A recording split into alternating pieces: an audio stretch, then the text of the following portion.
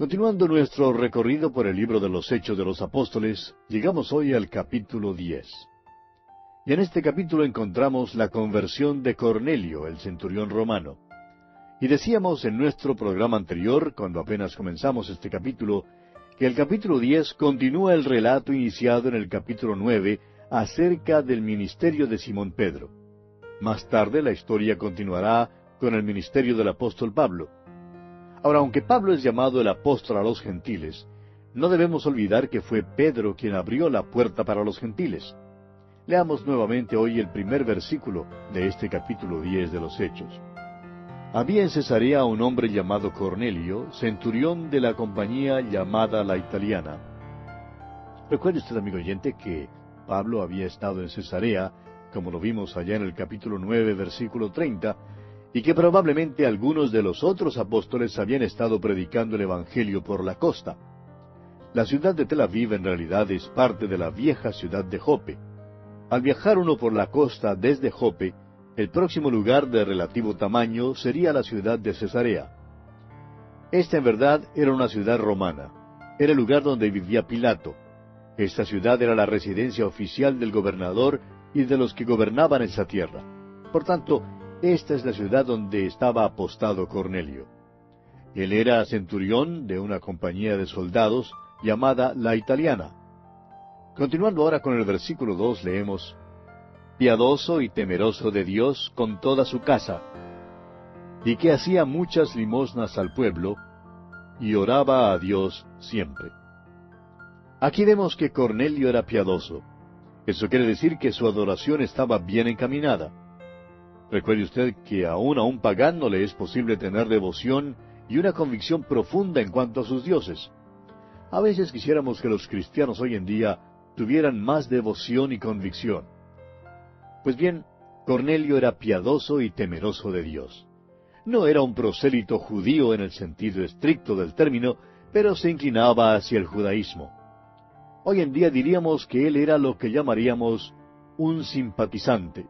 O sea, una persona que vivía en el vecindario, asistía a la iglesia en ocasiones especiales, se portaba amistosamente con los de la iglesia, pero no era en realidad un creyente y seguidor de Jesucristo.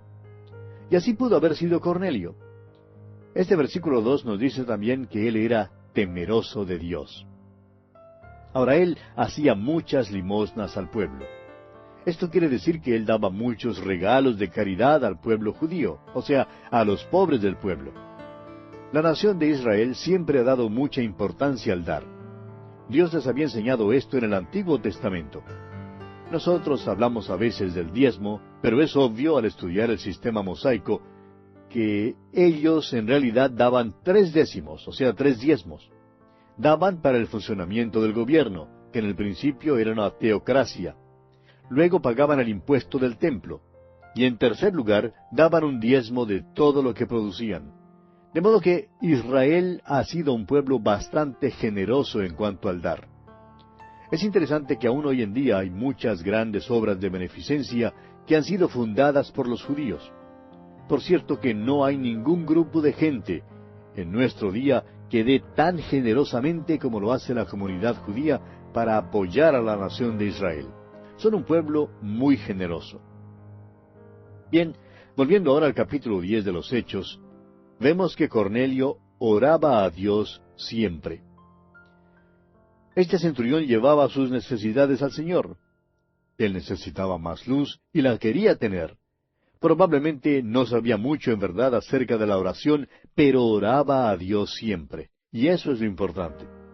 Ahora el versículo 3 de este capítulo 10 de los Hechos nos dice: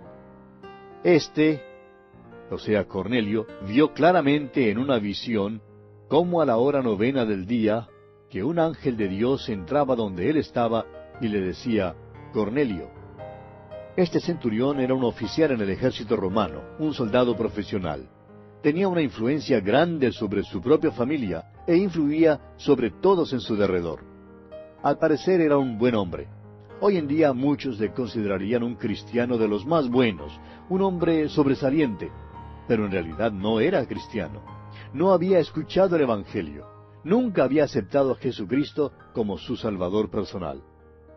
Aquí pues tiene usted un ejemplo de un hombre que vivía según la luz que tenía. Ahora Juan 1:9 dice así acerca de Jesús: aquella luz verdadera que alumbra a todo hombre venía a este mundo. Este centurión romano no había conocido a Jesús ni había entrado en su presencia, pero vivía según la luz que tenía. Es a esto a lo cual se refiere Pablo en Romanos 1:19 y 20 cuando dice: porque lo que de Dios se conoce les es manifiesto, pues Dios se lo manifestó. Porque las cosas invisibles de Él, su eterno poder y deidad, se hacen claramente visibles desde la creación del mundo, siendo entendidas por medio de las cosas hechas, de modo que no tienen excusa. Aquí tenemos la respuesta de Dios a aquella pregunta que se hace con tanta frecuencia: ¿qué del pobre pagano, aquel buen pagano que quiere conocer a Dios pero quien nunca ha tenido una oportunidad? ¿Está perdido? La contestación es que Dios se encargará que la luz llegue a tal persona. Dios hará que oiga el mensaje del Evangelio. Ahora parece que había obstáculos insuperables para que Dios hiciera llegar el Evangelio a Cornelio. La iglesia en aquel entonces era integrada enteramente por israelitas, y aparentemente durante los primeros 8 años fue exclusivamente judía. Aún más tarde, Pablo siempre iba primero a los judíos. Estos judíos cristianos acostumbraban ir al templo y todavía cumplían muchas costumbres judías. Podían seguir haciendo esto aún estando bajo la gracia. Estaban confiando en Cristo. Más tarde el Evangelio penetró en Samaria. Los judíos en Jerusalén se quedaron sorprendidos, pero reconocieron la mano de Dios en esto. Ahora, ¿cómo abrirá Dios la puerta del Evangelio a los gentiles? Ya dijimos que Pablo llegaría a ser el gran misionero a los gentiles. Pero la iglesia de aquel entonces no tenía ningún plan de ir a los gentiles. El hecho es que Dios puso a Pablo en el desierto en Arabia, donde lo preparó. Pero es Simón Pedro quien abriría la puerta a los gentiles. Dios usó al fanático con más prejuicios, a la persona más intolerante, al extremista más grande de aquel entonces, para llevar a cabo este plan. Entonces se pone en marcha un sistema detallado y complicado para hacer que los gentiles escuchen el Evangelio, el cual es llevado a cabo bajo la supervisión del Espíritu Santo. Amigo oyente, toda verdadera obra cristiana es dirigida por el Espíritu Santo. Cualquier otra obra no vale nada. El Espíritu Santo tuvo que obrar en el corazón del gentil, y el Espíritu Santo tuvo que obrar en el corazón del judío.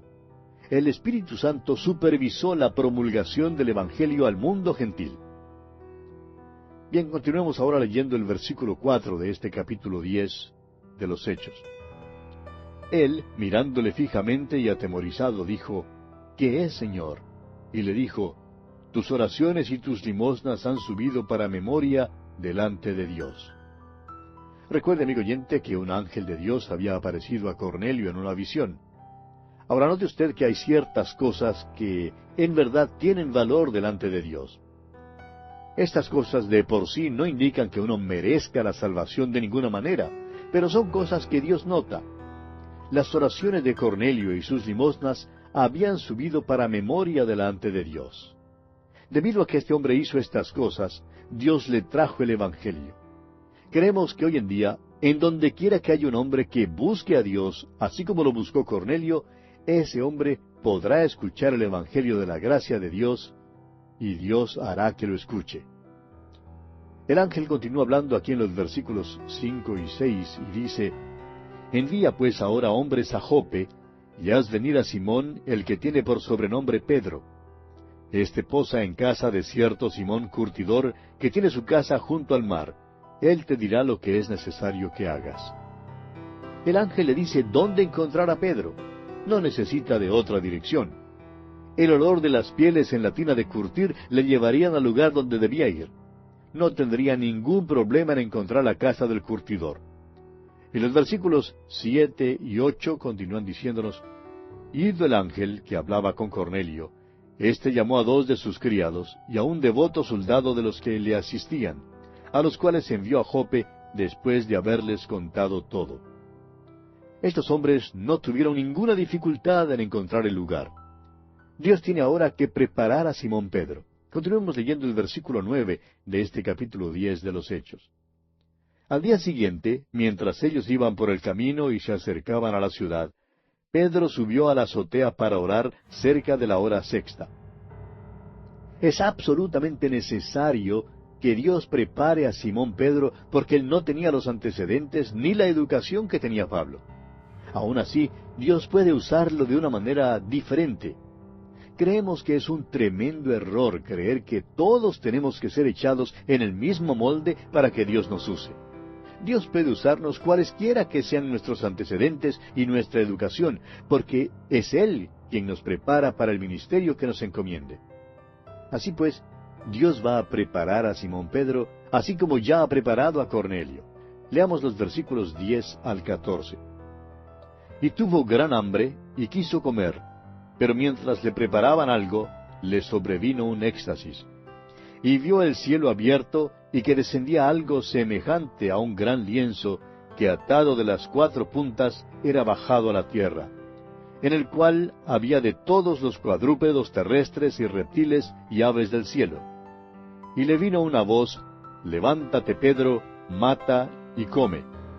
Entonces Pedro dijo: Señor, no, porque ninguna cosa común o inmunda he comido jamás.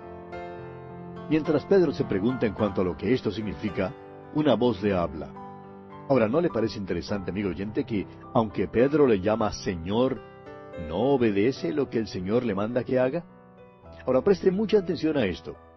Tenemos aquí a un hombre que está a este lado del día de Pentecostés.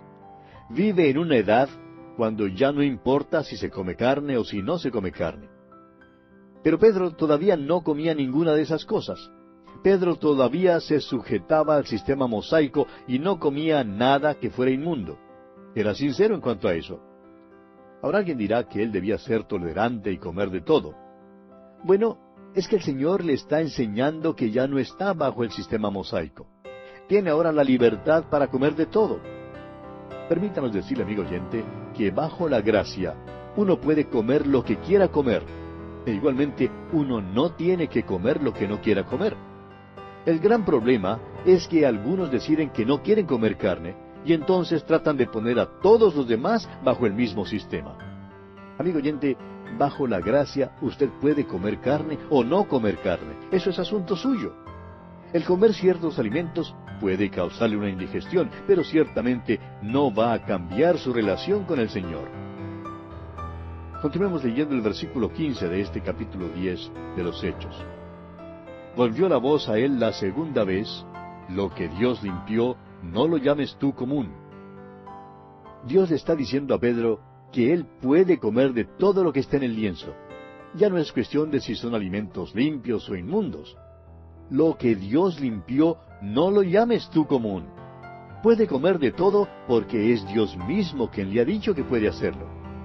Ahora el versículo 16 dice: Esto se hizo 3 veces, y aquel lienzo volvió a ser recogido en el cielo. Esto realmente dejó perplejo a Simón Pedro en cuanto a su significado.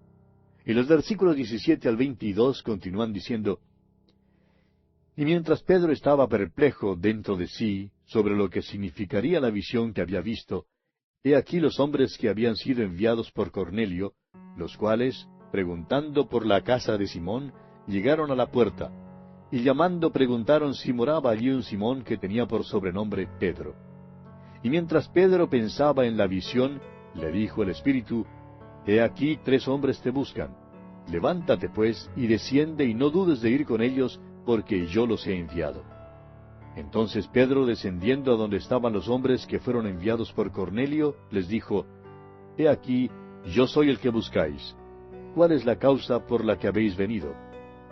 Ellos dijeron: Cornelio el centurión, varón justo y temeroso de Dios, y que tiene buen testimonio en toda la nación de los judíos, ha recibido instrucciones de un santo ángel, de hacerte venir a su casa para oír tus palabras.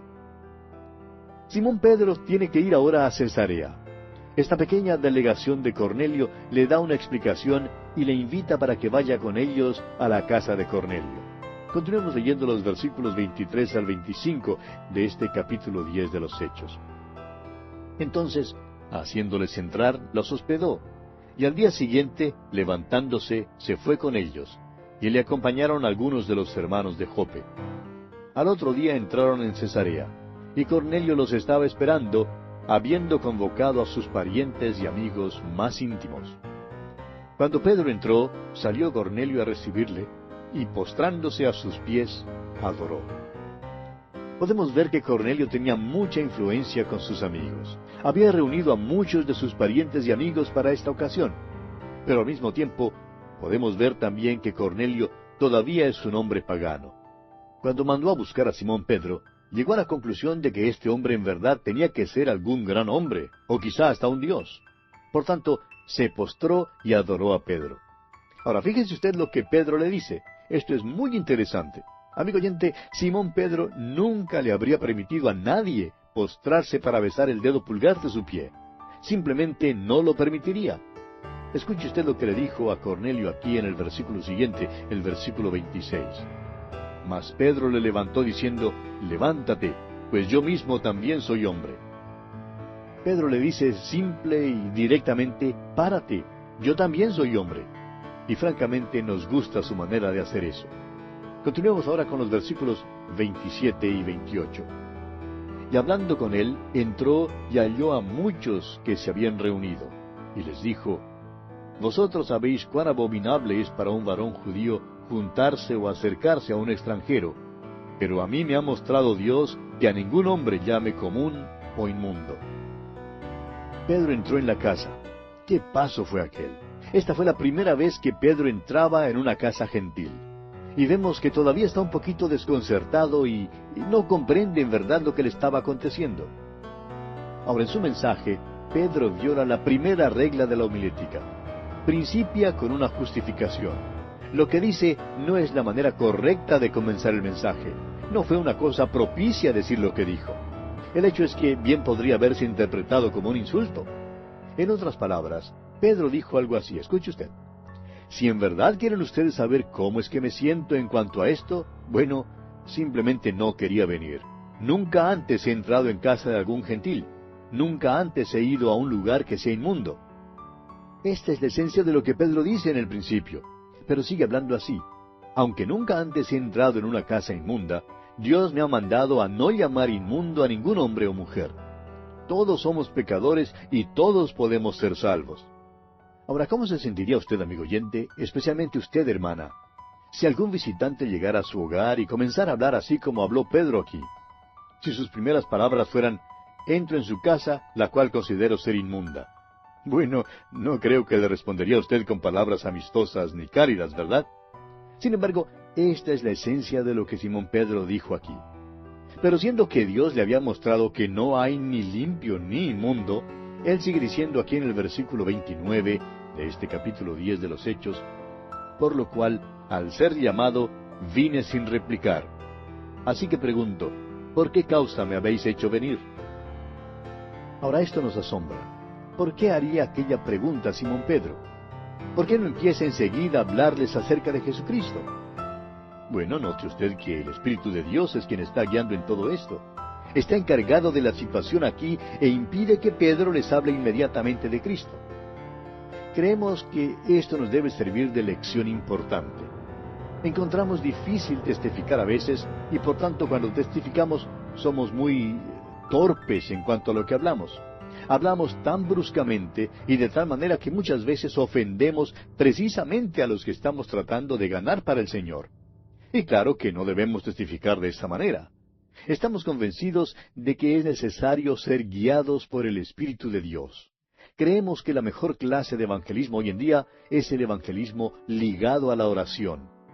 Queremos decir con esto que debemos empezar orando por un individuo.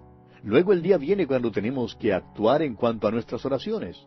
Entonces debemos pedir la dirección de Dios. Amigo oyente, si usted lo hace así, Dios le guiará. Si usted ha estado orando por un ser amado o un amigo, no se le acerque simplemente en sus propias fuerzas ni en el poder de la carne, porque si lo hace así, fracasará. Deje que Dios le guíe. El Dr. J. Vernon McGee, autor de estos estudios bíblicos, cuenta una experiencia que ilustra bien lo que acabamos de expresar. Dice él que cuando era estudiante en la universidad quería testificar para Dios, pero se sentía tímido y francamente siempre quería tener la seguridad de que el Espíritu Santo le estaba guiando. Siendo que muchas veces, dice él, no tenía dinero para el pasaje del autobús ni del tren, viajaba mucho pidiéndole a los automovilistas en la carretera que le llevaran gratis. Una vez, dice él, cuando se paró en la carretera, un caballero que viajaba en un automóvil nuevo pasó al lado de él y luego se detuvo un poco más adelante, haciéndole señas que viniera para subir a su automóvil. Este caballero le dijo que siempre observaba bien a los que pedían viaje como él antes de detenerse para llevarles. Se presentó y le dijo que era un representante viajero para ciertas compañías farmacéuticas. Le preguntó a dónde iba y el doctor Magui le dijo que iba para cierta ciudad. Y sucedió que este caballero también iba para esa misma ciudad. Así que prometió llevarle hasta allí. Pero le dijo que tendrían que detenerse en algunas farmacias en el camino para buscar pedidos. Y el doctor Magui no puso objeción a esa condición. Pues bien, viajaron y conversaron sobre todo tipo de asuntos. Pero en voz baja el doctor Magui decía, «Señor, tú sabes que yo quiero hablar con este hombre acerca de ti, pero tú tendrás que abrirme la puerta. No voy a decir nada porque si hablo, él va a creer que lleva con él algún chiflado religioso. Dame pues una oportunidad para hablarle de ti». Y así continuaron viajando y simplemente charlaban y charlaban. Por fin el caballero preguntó si le gustaría al doctor Magui manejar un poco. Y por supuesto que el doctor Magui estuvo dispuesto a manejar ese automóvil nuevo. De modo que cambiaron de posición y el doctor Magui se puso a manejar. Mientras tanto, el dueño del automóvil se sentó a su lado y se dispuso a descansar. Llegaron como a unos 70 kilómetros de la ciudad a donde iban, y al llegar allí no hablaban ya tanto. Pasaban los minutos de silencio, pero el doctor Magui seguía orando y decía, «Señor, estamos llegando a la ciudad y todavía no se me ha presentado ninguna oportunidad. Por favor, dame una oportunidad para que le pueda testificar de ti». El doctor Magui continuó diciendo que viajaron por unos 10 minutos más. Y luego, cuando menos pensaba tener una oportunidad, este hombre dijo, «¿Sabe que ayer mi esposa y yo asistimos a una iglesia?» Miró al doctor Magui, se rió, y el doctor Magui también se rió. Y luego este hombre dijo, «No asisto con mucha frecuencia a la iglesia. Ese predicador dijo una cosa bastante cómica. Dijo que Jesús vendría otra vez a la tierra. ¿Cómo le parece eso?» Y el doctor Magui le contestó y le dijo qué era lo que pensaba en cuanto a esto. Le dijo todo en cuanto a la primera venida del Señor Jesús, y luego concluyó diciéndole lo siguiente, «La segunda venida de Cristo no tendrá ningún significado para usted, sino hasta cuando se haya acercado a la primera venida de Cristo y haya aceptado lo que Él hizo por usted la primera vez que vino. Entonces tendrá un interés en su segunda venida». Este hombre, dice el doctor Magui, fue muy receptivo. Le llevó hasta el dormitorio de la universidad donde él tenía su habitación y estacionó el carro allí. Por último le dijo, «Yo quisiera verle una vez más». De modo que el doctor Magui simplemente lanzó esta pregunta, «¿Quisiera usted aceptar a Cristo como su Salvador?» Y el hombre respondió que sí, que deseaba hacer eso. De modo que le dijo que podía aceptarle allí mismo, en su carro. Entonces inclinaron las cabezas en actitud de oración. El doctor Magui oró primero y luego le pidió al caballero que orara a él. Y este hombre aceptó a Cristo Jesús allí en su carro. Ahora el doctor Magui dice, «Yo nunca habría abierto la boca si el Señor no hubiese impulsado a ese señor de alguna manera a principiar la conversación». Amigo oyente, necesitamos ser guiados por el Espíritu Santo. Y bien, aquí vamos a detenernos por hoy, amigo oyente, porque nuestro tiempo ha concluido.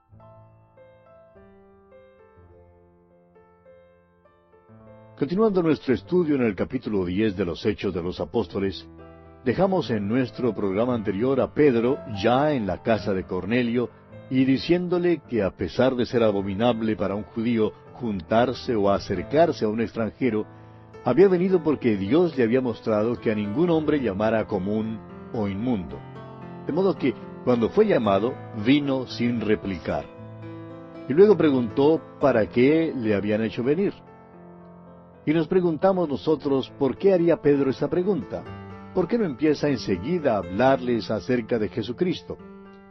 Y dijimos que era porque el Espíritu de Dios estaba guiando en todo esto.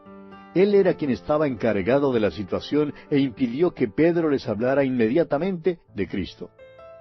Dijimos luego que esto debía servirnos de lección importante. A veces se nos hace difícil testificar del Señor Jesucristo y por tanto, cuando testificamos, somos muy torpes en cuanto a lo que hablamos. Hablamos tan bruscamente y de tal manera que muchas veces ofendemos precisamente a los que estamos tratando de ganar para el Señor. Y por supuesto que no debemos testificar de esa manera. Es necesario que seamos guiados por el Espíritu de Dios. Debemos ser sensibles a la dirección del Espíritu Santo. Por eso debemos tener cuidado en cuanto a nuestro testificar. Simón Pedro no empezó enseguida a sermonear ni a predicar aquí. Primero se enteró de lo que pasaba. Dice, ¿por qué me has llamado? ¿Por qué enviaste a estos hombres a que me buscaran? Entonces Cornelio dijo aquí en los versículos 30 al 33 de este capítulo 10 de los Hechos, entonces Cornelio dijo, hace 4 días que a esta hora yo estaba en ayunas, y a la hora 9, mientras oraba en mi casa, vi que se puso delante de mí un varón con vestido resplandeciente, y dijo, Cornelio, tu oración ha sido oída, y tus limosnas han sido recordadas delante de Dios. Envía pues a Jope, y haz venir a Simón el que tiene por sobrenombre Pedro, el cual mora en casa de Simón, un curtidor, junto al mar, y cuando llegue, él te hablará. Así que luego envió por ti, y tú has hecho bien en venir. Ahora pues, todos nosotros estamos aquí en la presencia de Dios para oír todo lo que Dios te ha mandado. Cornelio le explica que realmente no sabe por qué le envió a buscar, excepto que Dios quiso que le mandara a buscar. Se da cuenta que Pedro debe tener algún mensaje para él. Pero claro que él no sabe cuál será ese mensaje. Entonces Pedro, abriendo la boca, le dijo aquí en los versículos 34 al 37, entonces Pedro, abriendo la boca, dijo, en verdad comprendo que Dios no hace acepción de personas, sino que en toda nación se agrada del que le teme y hace justicia. Dios envió mensaje a los hijos de Israel, anunciando el Evangelio de la paz por medio de Jesucristo. Este es Señor de todos. Vosotros sabéis lo que se divulgó por toda Judea, comenzando desde Galilea, después del bautismo que predicó Juan. Al parecer, Cornelio y los que estaban reunidos con él habían oído ciertas cosas fundamentales en cuanto a Jesús de Nazaret y también en cuanto al ministerio de Juan el Bautista. Las nuevas de algunos de los incidentes de los pasados 3 o 4 años seguramente se habrían esparcido por todo el país y así las habrían oído en Cesarea. Continuemos con los versículos 38 al 40. Cómo Dios ungió con el Espíritu Santo y con poder a Jesús de Nazaret, y cómo éste anduvo haciendo bienes y sanando a todos los oprimidos por el diablo, porque Dios estaba con él. Y nosotros somos testigos de todas las cosas que Jesús hizo en la tierra de Judea y en Jerusalén, a quien mataron colgándole en un madero. A éste levantó Dios al tercer día, e hizo que se manifestase. Fíjese usted con cuidado lo que hace Simón Pedro. Presenta los hechos en cuanto a Jesucristo, asumiendo que hay algunos que ya saben algo en cuanto a estos incidentes. Declara con toda claridad que este Jesús fue muerto y colgado en un madero y que resucitó al tercer día. Este es el mensaje. Este es el Evangelio. Amigo oyente, no hay ni un solo sermón que se predique en el libro de los Hechos que no haga mención de la resurrección de Jesucristo. Es que esta verdad constituye el corazón mismo del Evangelio. Mientras que la resurrección no sea predicada, el Evangelio no ha sido predicado. Jesucristo murió, fue sepultado y resucitó de los muertos. Estos son los hechos históricos.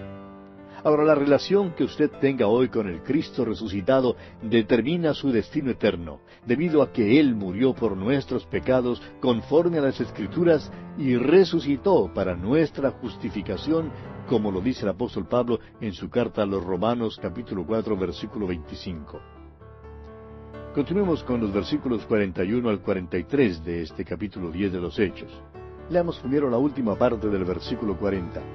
e hizo que se manifestase, no a todo el pueblo, sino a los testigos que Dios había ordenado de antemano, a nosotros que comimos y bebimos con Él después que resucitó de los muertos. Y nos mandó que predicásemos al pueblo y testificásemos que Él es el que Dios ha puesto por juez de vivos y muertos. De éste dan testimonio todos los profetas, que todos los que en Él creyeren recibirán perdón de pecados por su nombre. Recordará usted, amigo oyente, que hemos señalado ya antes que Pedro tenía sus debilidades y sus faltas. Suponemos que en realidad nos regocijamos del hecho de que Pedro fuera tan humano, porque todos somos como él. Yo mismo soy como él. Pero permítanos decirle, amigo oyente, que este Pedro predicó el Evangelio. Aquí tiene usted el Evangelio. Jesucristo murió, ha resucitado, y todos los que crean en Él recibirán perdón de pecados por su nombre. Si no compartimos este mensaje, amigo oyente, en su totalidad, no le estamos dando el Evangelio. Ahora los versículos 44 al 48 dicen: Mientras aún hablaba Pedro estas palabras, el Espíritu Santo cayó sobre todos los que oían el discurso.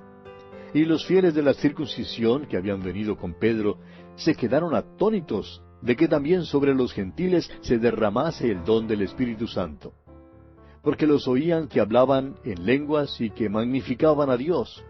Entonces respondió Pedro: ¿Puede acaso alguno impedir el agua para que no sean bautizados estos que han recibido el Espíritu Santo también como nosotros? Y mandó bautizarles en el nombre del Señor Jesús. Entonces le rogaron que se quedase por algunos días. A este incidente se le ha llamado el Pentecostés de los gentiles. Y Pedro se quedó atónito, sorprendido de que los gentiles también recibieran el Espíritu Santo. Este derramamiento del Espíritu Santo fue un hecho audible por su hablar en lenguas. El hablar en lenguas constituyó otra evidencia más para Simón Pedro y para los que estaban con él, de que Dios salvaría también a los gentiles y que les daría su Santo Espíritu. Pedro más tarde relata esto como evidencia de que estos gentiles habían creído en el Señor Jesucristo y que Dios había dado también a los gentiles arrepentimiento para vida eterna, como lo veremos en el capítulo 11. En el capítulo 15, versículos 7 al 11 de este libro de los Hechos, Pedro nuevamente se refiere a este incidente y dice que comprueba que el Espíritu Santo había sido dado a los gentiles y que son salvos por medio de la gracia del Señor Jesucristo, de la misma manera como son salvados los judíos. Es difícil para nosotros darnos cuenta, amigo oyente, de la gran barrera que existía en aquel entonces entre los judíos y los gentiles.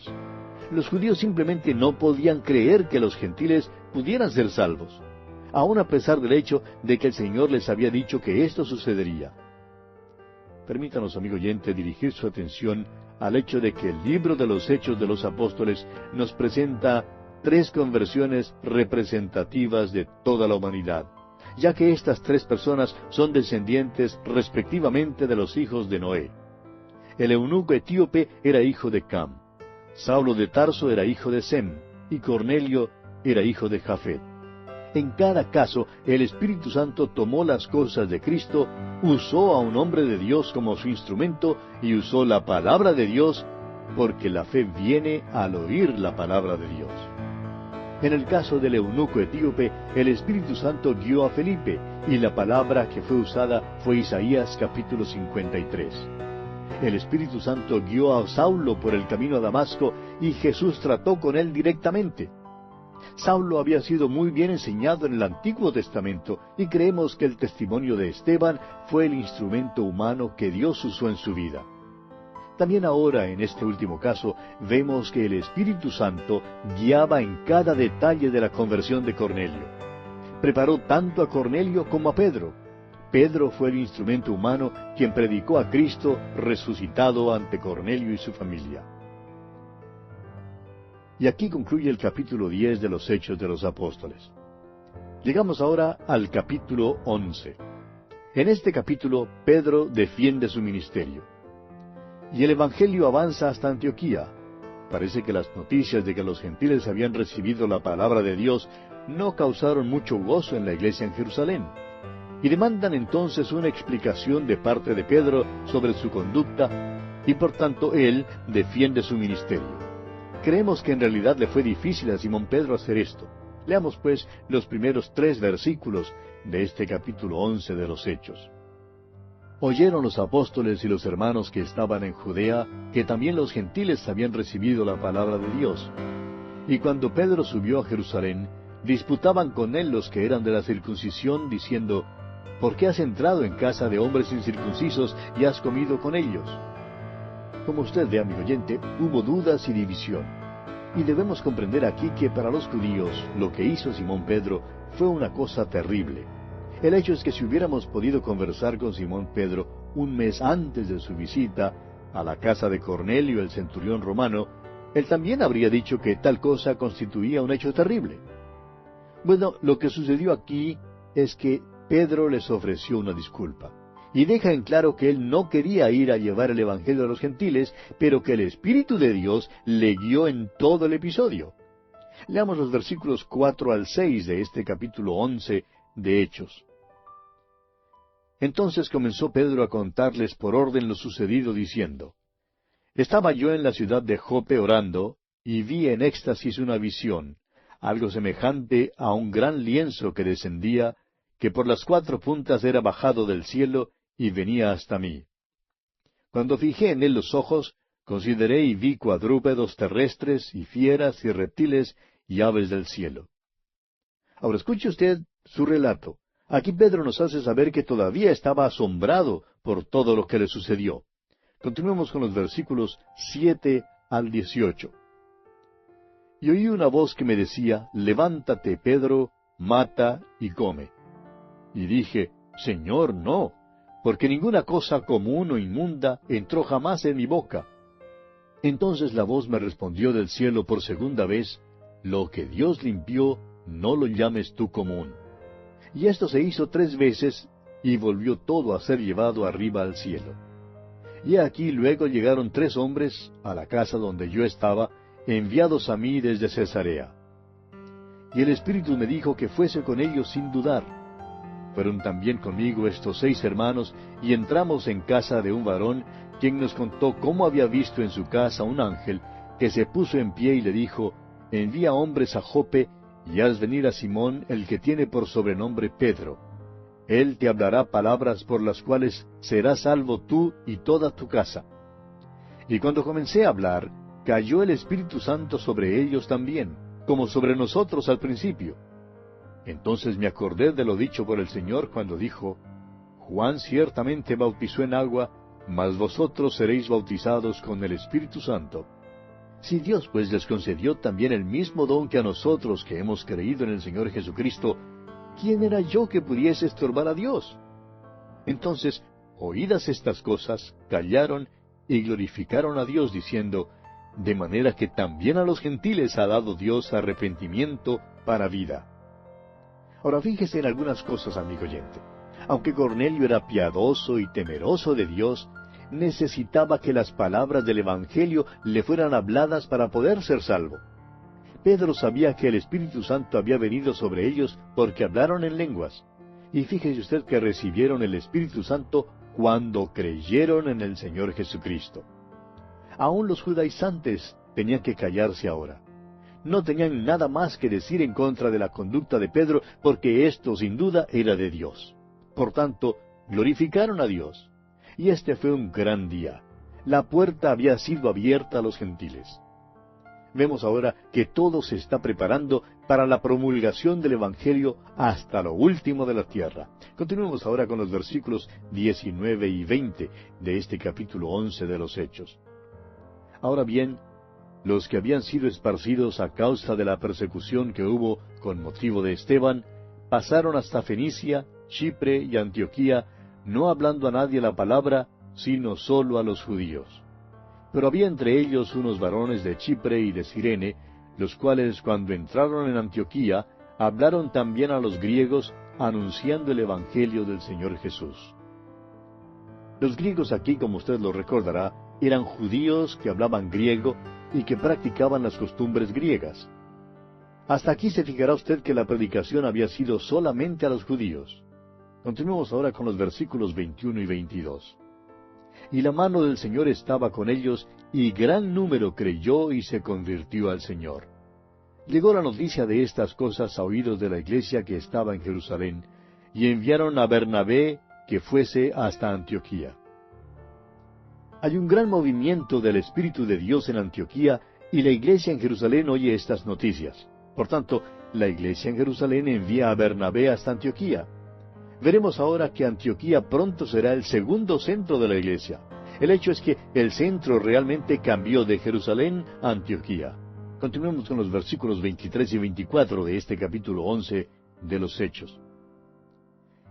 Cuando llegó y vio la gracia de Dios, se regocijó y exhortó a todos a que con propósito de corazón permaneciesen fieles al Señor. Porque era varón bueno y lleno del Espíritu Santo y de fe, y una gran multitud fue agregada al Señor. ¿No es esto una cosa maravillosa lo que se dice en cuanto a Bernabé? Era varón bueno y lleno del Espíritu Santo y de fe. Y amigo oyente, no hay motivo alguno para que todo cristiano no sea un hombre bueno, a menos que sea una mujer, y entonces ella será una mujer buena. Ahora, en realidad, Bernabé llega a ser el pastor de la iglesia allí. Exhortaba, lo cual hacía por medio de la predicación y la enseñanza. Y la congregación creció, porque mucha gente fue agregada al Señor, dice la Escritura. Ahora, al crecer la iglesia, Bernabé se dio cuenta que necesitaba un segundo pastor, y él sabía dónde encontrar uno muy bueno. Continuemos con los versículos 25 y 26 de este capítulo 11 de los Hechos. Después fue Bernabé a Tarso para buscar a Saulo, y hallándole le trajo a Antioquía. Y se congregaron allí todo un año con la iglesia, y enseñaron a mucha gente, y a los discípulos se les llamó cristianos por primera vez en Antioquía. Bernabé tuvo que ir para buscar a Saulo y traerlo. Sin embargo, descubrió que Saulo estaba un poco reticente para venir. Ahora, fue aquí en Antioquía donde los creyentes en el Señor Jesucristo por primera vez fueron llamados cristianos. Ahora, no creemos que este término haya sido usado para burlarse de los creyentes en Cristo Jesús. Creemos que simplemente significaba que éstos eran los seguidores de Cristo. Y es un nombre excelente. Y el capítulo 11 de los Hechos concluye diciendo aquí en los versículos 27 al 30, En aquellos días, unos profetas descendieron de Jerusalén a Antioquía. Y levantándose uno de ellos, llamado Agabo, daba a entender por el Espíritu que vendría una gran hambre en toda la tierra habitada, la cual sucedió en tiempo de Claudio. Entonces los discípulos, cada uno conforme a lo que tenía, determinaron enviar socorro a los hermanos que habitaban en Judea, lo cual en efecto hicieron, enviándolo a los ancianos por mano de Bernabé y de Saulo. El incidente que se registra aquí también es verificado por la historia secular. Hubo un hambre general, pero su efecto se sintió especialmente en Jerusalén, donde la iglesia había sido grandemente perseguida. Sufrían una necesidad deplorable durante este tiempo. Y es maravilloso ver el espíritu fraternal, el vínculo del amor que mantenía juntos a los miembros de la iglesia primitiva. Ante esta circunstancia, los otros creyentes, pues, enviaron ayuda a la iglesia afligida en Jerusalén. Ahora recordemos que Saulo había sido uno de aquellos que antes había hecho daño a la iglesia en Jerusalén por su persecución contra ellos. Cuán maravilloso es ver que en sus propias manos un Saulo transformado ahora trae socorro a esa misma iglesia. Esa es la verdadera cristiandad, amigo oyente. Así es como debe ser. Y pasamos ahora al capítulo 12 de los Hechos. En este capítulo encontramos la muerte de Jacobo y el arresto de Simón Pedro. Este capítulo describe un período de persecución. Alguien ha dicho que la sangre de los mártires es la simiente de la iglesia. Y es un hecho comprobado que al aumentar la persecución, la iglesia crece. La palabra de Dios es multiplicada. Jesús había dicho, edificaré mi iglesia, y es maravilloso ver en este capítulo cómo se logra realizarlo. Esta persecución empezó bajo Agripa I, nieto de Herodes el Grande. Herodes el Grande fue el rey que trató de matar al bebé Jesús cuando dio la orden para la matanza de los bebés en Belén. Si alguna vez ha habido una familia que estuviera en enemistad contra Dios, fue esta familia de Herodes. Que sepamos, ni un solo miembro de esa familia jamás se convirtió a Cristo. Bien, comencemos nuestro estudio de este capítulo 12, leyendo el contenido de su primer versículo. Dice: En aquel mismo tiempo el rey Herodes echó mano a algunos de la iglesia para maltratarles. Usted recordará que hasta aquí la persecución contra la iglesia había sido mayormente por parte de los líderes religiosos y de los saduceos en particular. Pero ahora pasa a las esferas del gobierno. La persecución se vuelve de la religión a la política. Y quizá Herodes hizo esto para tratar de ganarse el favor de ciertas personas y sectores influyentes. Lo que sabemos es que Herodes le echó mano a algunos de la iglesia para maltratarles, como dice aquí. Ahora, quisiéramos aclarar aquí que la palabra maltratar no describe en realidad lo que hizo. La realidad es que el rey Herodes desencadenó una persecución brutal y despiadada contra la iglesia. El versículo siguiente nos dice lo que hizo. Y lo dice sin rodeos. Escuche usted el versículo 2 de este capítulo 12 de los Hechos. Y mató a espada a Jacobo, hermano de Juan. Jacobo se consagra así como otro mártir de la iglesia. Él es el segundo mártir que se menciona en la Biblia, pero es nuestra opinión que hubo muchos otros que ya habían muerto por el nombre del Señor Jesucristo. Ahora el versículo 3 dice: Y viendo que esto había agradado a los judíos, procedió a prender también a Pedro. Era entonces los días de los panes sin levadura. Permítanos pausar aquí por un momento, amigo oyente, para hacer una observación especial en cuanto a esto. Jacobo es muerto, pero Pedro será milagrosamente preservado aún en medio de todo esto. Encontramos aquí un ejemplo de la voluntad soberana de Dios obrando en la iglesia. Estamos seguros que había muchos que se preguntaron, ¿por qué permitió Dios que Jacobo muriera mientras a Pedro le permitió vivir? ¿Por qué permitió Dios esto? Y muchos hacen la misma pregunta hoy en día. La respuesta es que esta era la voluntad soberana de Dios. Y Dios todavía obra así hoy en día, amigo oyente. Sus caminos son más altos que los nuestros. En muchos casos el Señor ha quitado por medio de la muerte a ciertos maravillosos miembros de una iglesia, y en cambio ha dejado a otros que quizá no son tan fieles. Ahora, ¿por qué hace eso? Quizá algunos piensen que Dios se ha equivocado al llevarse al miembro fiel y dejar a los que no son tan fieles. Yo, por ejemplo, no habría escogido a los que Dios había escogido. Pero, amigo oyente, permítanos decirle que todo esto está en manos de un Dios soberano. Dios obra según su propia voluntad y su propia manera. Usted puede rebelarse contra la voluntad soberana de Dios, puede decir que no le guste, pero permítanos decirle lo siguiente, amigo oyente, y vamos a decírselo con toda bondad. Es una lástima. Sí, es lástima para usted porque este es el universo de Dios y no el suyo. Es la iglesia de Dios y no la suya. Esta es la mano de un Dios soberano que lo mueve todo. Al parecer, pues, Jacobo fue uno de los principales líderes en la iglesia en Jerusalén, y Dios permitió que Herodes le diera muerte. Ahora, Pedro también era líder, pero Dios permitió que él viviera. Y vamos a detenernos aquí, amigo oyente, porque nuestro tiempo ya ha concluido.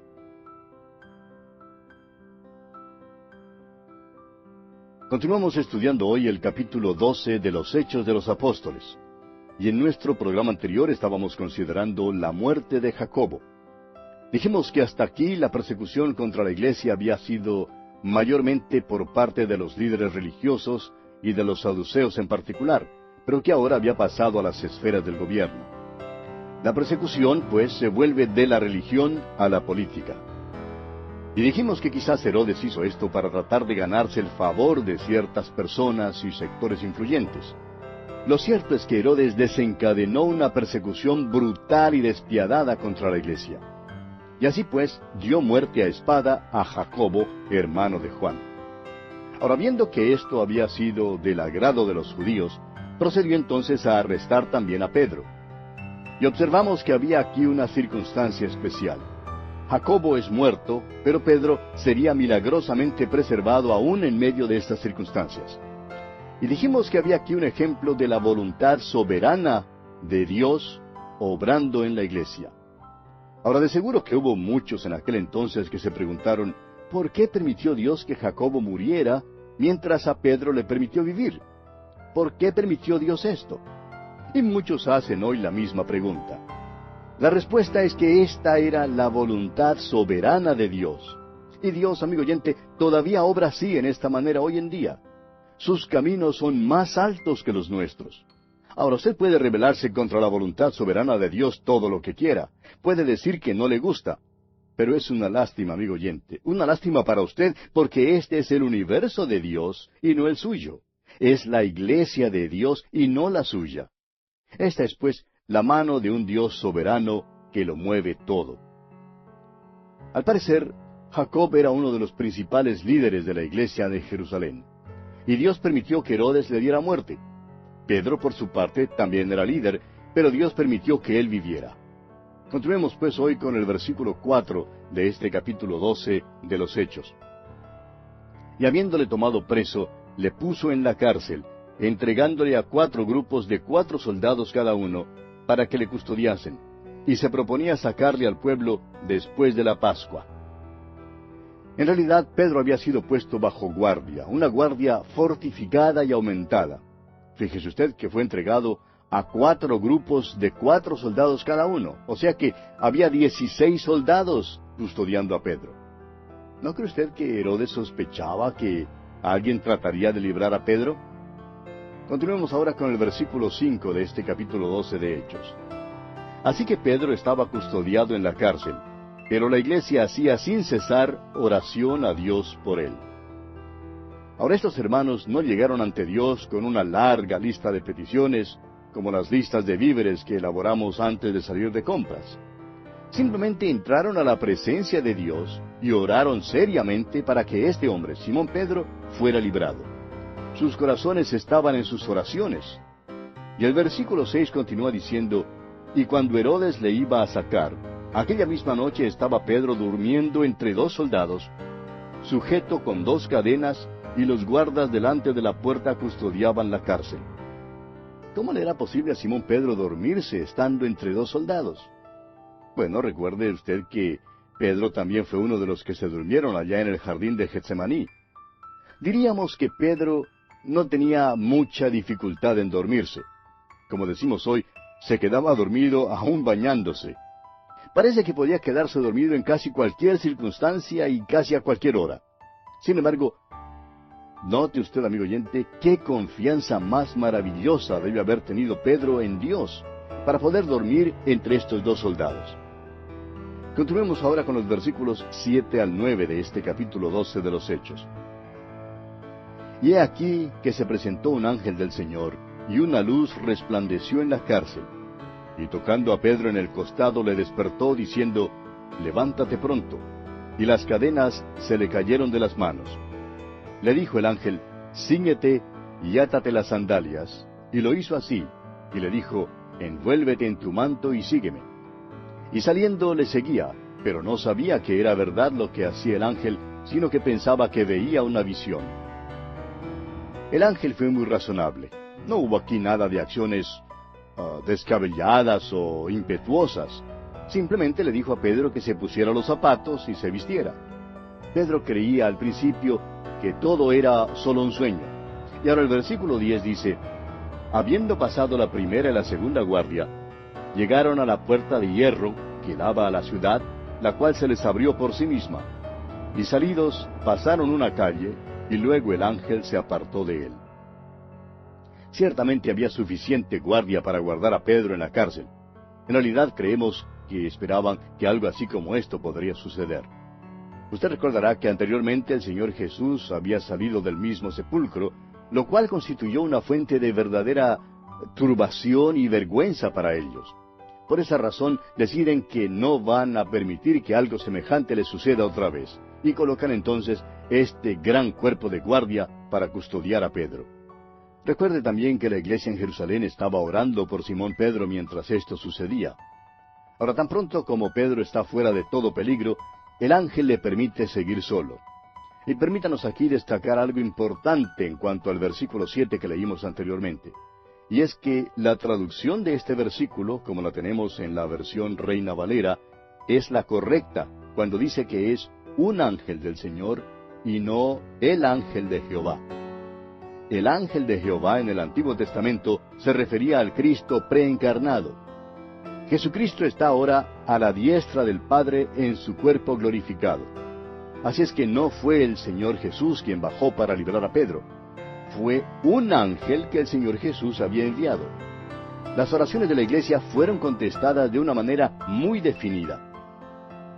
Ahora, continuando con el versículo 11 de este capítulo 12 de Hechos, tenemos: Entonces Pedro, volviendo en sí, dijo: Ahora entiendo verdaderamente que el Señor ha enviado su ángel, y me ha librado de la mano de Herodes y de todo lo que el pueblo de los judíos esperaba.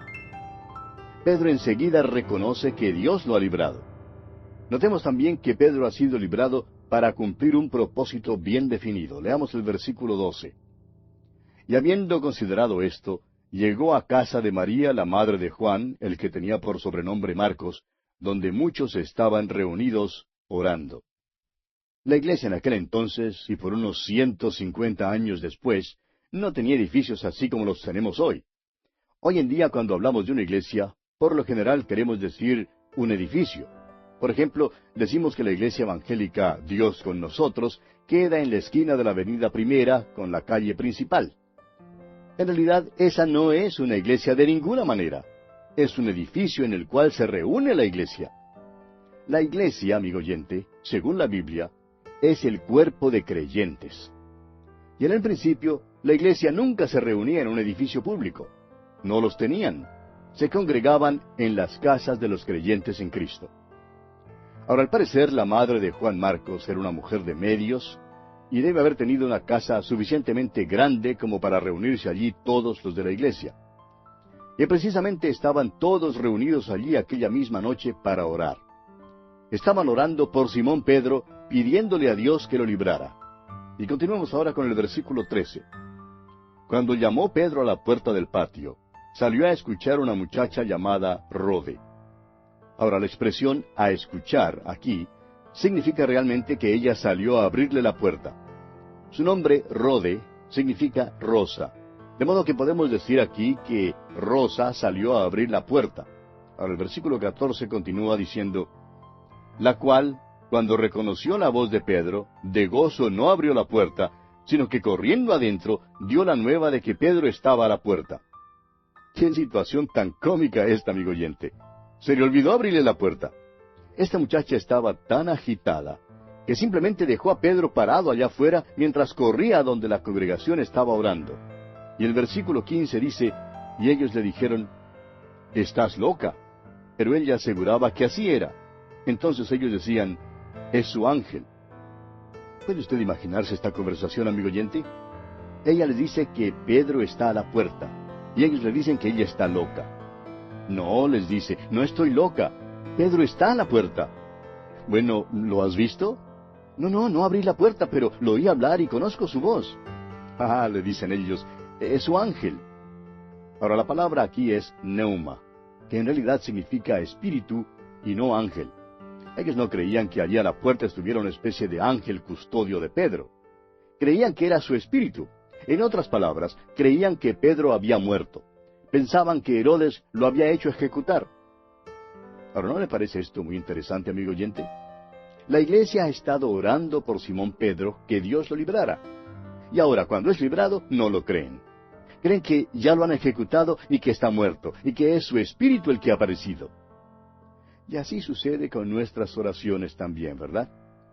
Me sirve de consuelo en realidad el hecho de que la iglesia primitiva, con todo su gran poder espiritual, no creyó que sus oraciones habían sido contestadas en esta ocasión. No creían que Simón Pedro había sido librado en verdad.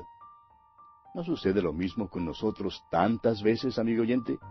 Cuando recibimos una contestación, nos regocijamos mucho y hablamos tanto de ella y nos portamos como si en verdad estuviéramos sorprendidos, porque en realidad no esperábamos ninguna contestación.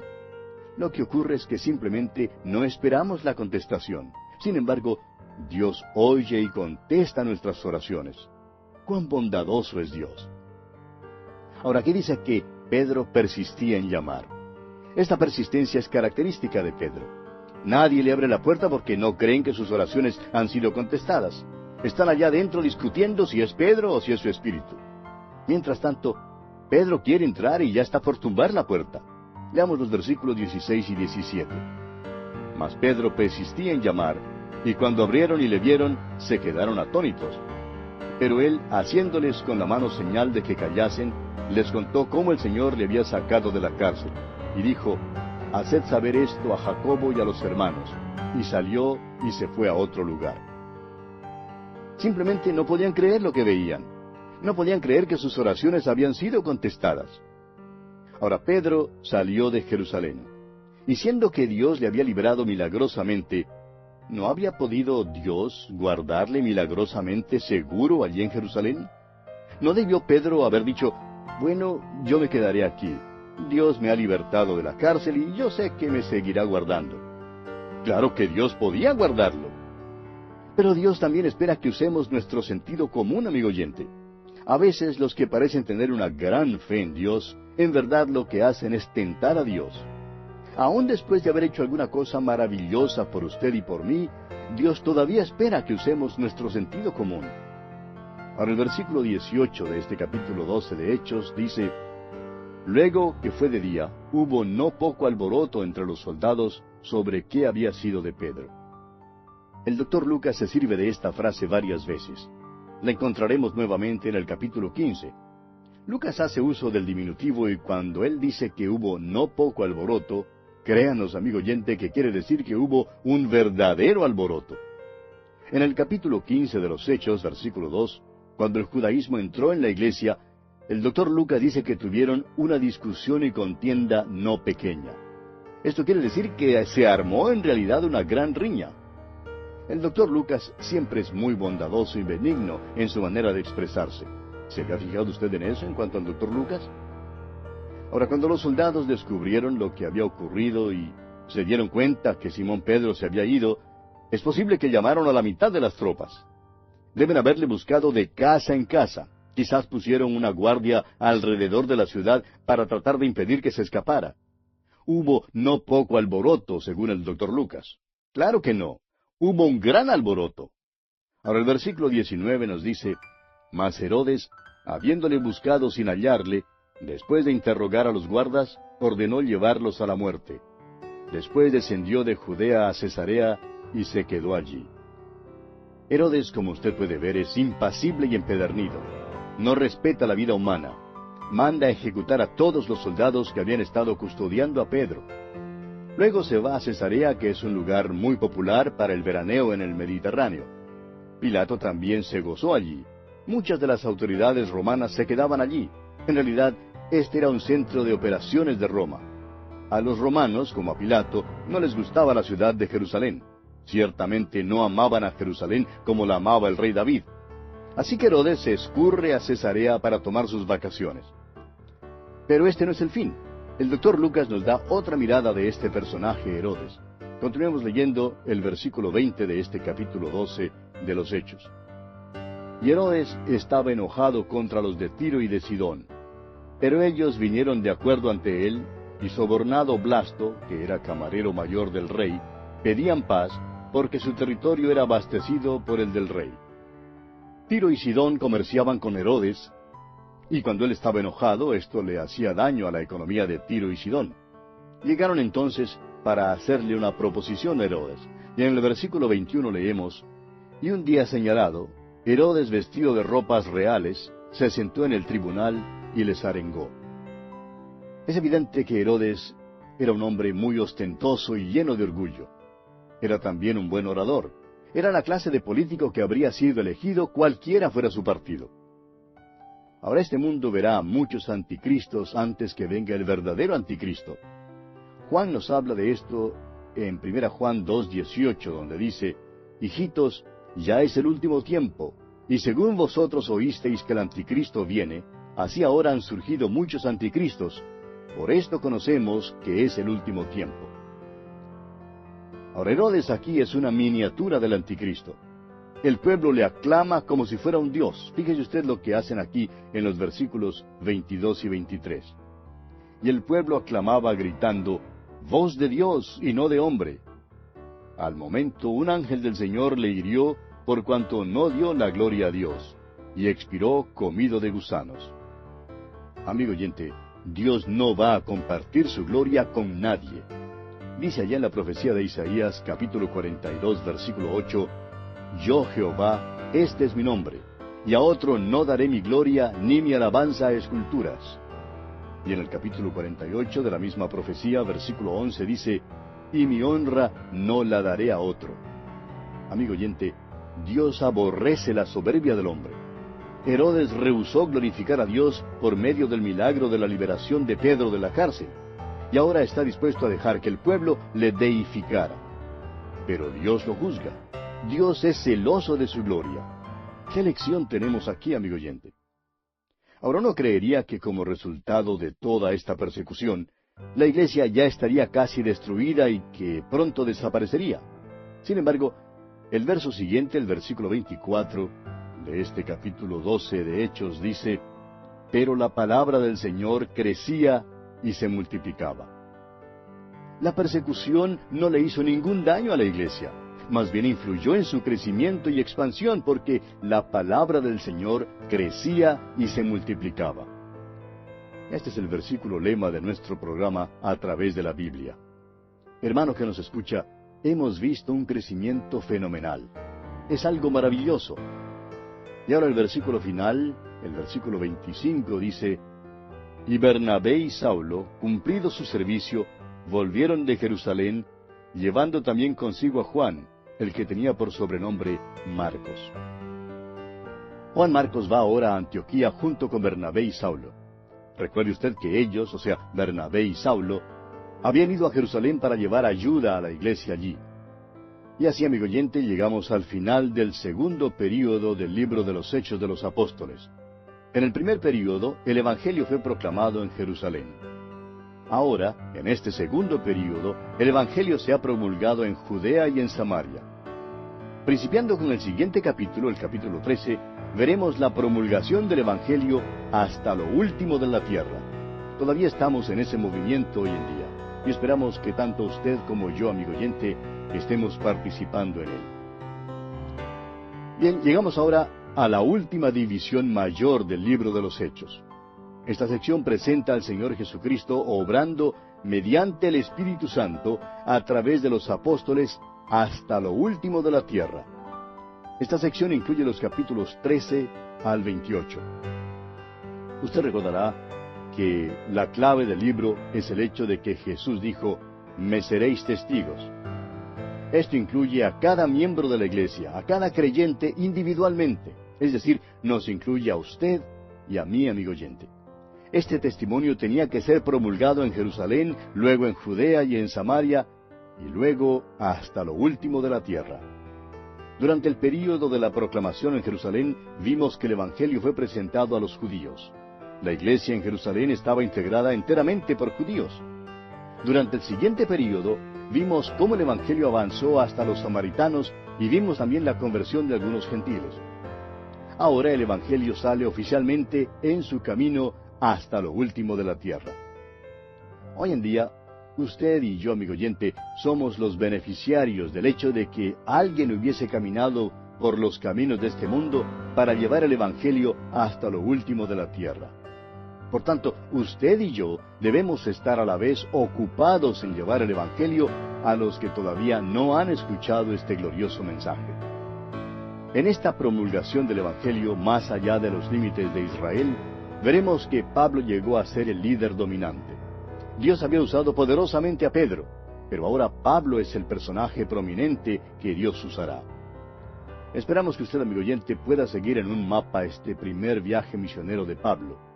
Principia su viaje con Bernabé. Se detienen primero en la isla de Chipre, hogar de Bernabé. Atraviesan la isla y luego navegan desde Pafos para ir a Perge, en Panfilia. Luego entran en el interior de Asia Menor, que ahora se conoce como Turquía. En aquel entonces esta región era conocida como el país de Galacia. Visitaron Antioquía, Iconio, Listra y Derbe. Luego, a su regreso, fueron por Atalia y desde allí navegaron nuevamente a Antioquía. Comencemos pues leyendo los primeros 2 versículos de este capítulo 13 de los Hechos. Había entonces en la iglesia que estaba en Antioquía profetas y maestros: Bernabé, Simón el que se llamaba Níger, Lucio de Cirene, Manaén, el que se había criado junto con Herodes el tetrarca, y Saulo. Ministrando éstos al Señor y ayunando, dijo el Espíritu Santo: Apartadme a Bernabé y a Saulo para la obra a que los he llamado. Notará usted que en el principio de su ministerio la designación es de Bernabé y Saulo. No viajarán lejos en su primer viaje misionero antes de que el nombre de Saulo sea cambiado a Pablo. Pronto es evidente también que Pablo llega a ser líder y vocero, y así el conjunto es designado entonces como Pablo y Bernabé. Continuemos ahora con el versículo 3. Entonces, habiendo ayunado y orado, les impusieron las manos y los despidieron. Estos hombres son ahora apartados para la obra misionera. ¿Se fija usted en la iglesia que les ha enviado al mundo? No fue la iglesia en Jerusalén. Amigo oyente, permítanos decirle francamente que la iglesia de Jerusalén no era una iglesia misionera. En cambio, la iglesia en Antioquía sí era una iglesia misionera. Ayunaron y oraron, dice aquí, debido a su sinceridad y su deseo de cumplir la voluntad de Dios. También les impusieron las manos a estos dos misioneros que envían. Y todavía hacemos eso hoy en día con nuestros misioneros. ¿Por qué? ¿Es acaso porque al imponer las manos les impartimos alguna cosa? Tememos que todo lo que nos sea posible impartir a alguien por medio de la imposición de las manos sean los microbios que tengamos en nuestras manos. La imposición de las manos es un medio de identificación, un acto que declara que somos compañeros con el que estamos enviando. Así pues, los cristianos en Antioquía indicaban, mediante la imposición de manos, que eran compañeros de Pablo y Bernabé en la gran obra de promulgar la palabra de Dios. Estaban enviando a estos hombres como sus representantes. Ellos se quedaban en casa y trabajaban mientras estos dos hombres salían en lugar de ellos. Ahora es muy importante notar que fueron enviados por el Espíritu Santo. Eran guiados por el Espíritu Santo de Dios. Fueron al pueblo de Seleucia en la costa y navegaron desde allí. Y el versículo 5 de este capítulo 13 nos dice: Y llegados a Salamina, anunciaban la palabra de Dios en las sinagogas de los